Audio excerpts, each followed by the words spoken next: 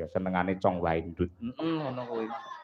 Di pasaran dhewe-dhewe kok. Ya, Nah, iki perlu tak aturake, Nduk. Iki ya dawuh piweling saka panitia Hari Wayang Dunia yang ke-11 jurusan Pedalangan isi Surakarta. Woro-woro. Kagem sedaya para warga masyarakat ing Selokaton, Gundangrejo, Karanganyar bilih benjang tanggal 1 November.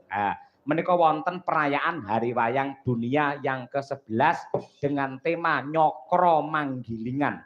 Ya, arep digelar apa wae. Wiwit saka awan mengko bar Jumuan kuwi ana ruwatan massal.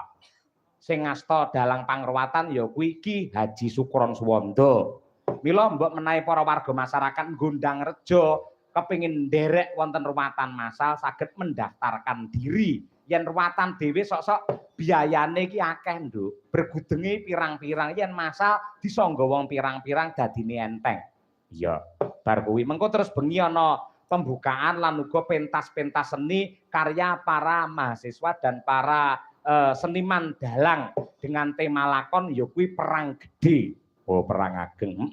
Monggo mapan wonten ing pendopo ageng isi Surakarta, warga masyarakat monggo dipun regengaken, dipun gayengaken sami tindak wonten mriku terbuka gratis untuk umum.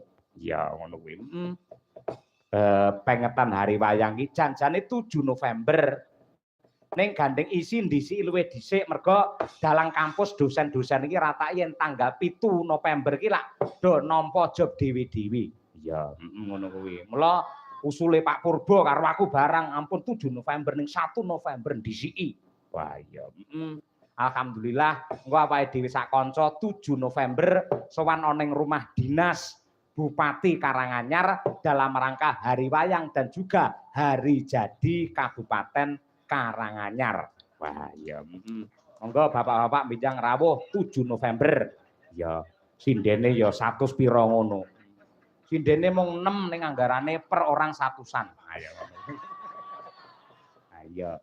Iki konsepnya rada beda ora mung bab gemerlap lan uga meriah, ning iki ganti suasana dengan tema ya kuwi apa kuwi wayang kembali ke hitohnya. Ya balik ning lakon.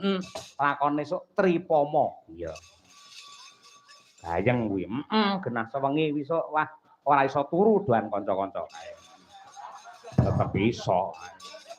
Tetep itu nggen anggar sirep ya bablas. Saya lek awan bengi ngene iki wis tak titeni. Bar perang gagal no wis dadi celuk-celukan.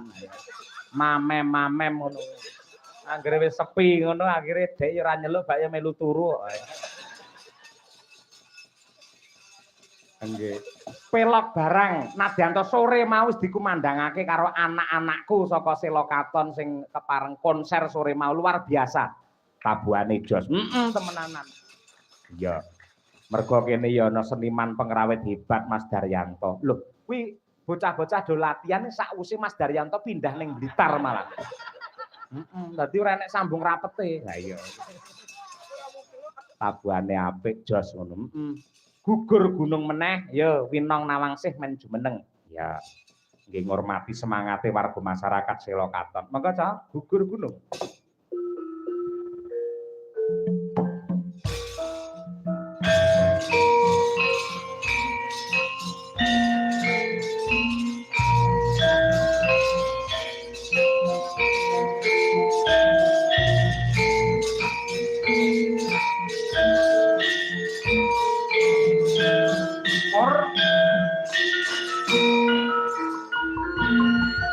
Ayo,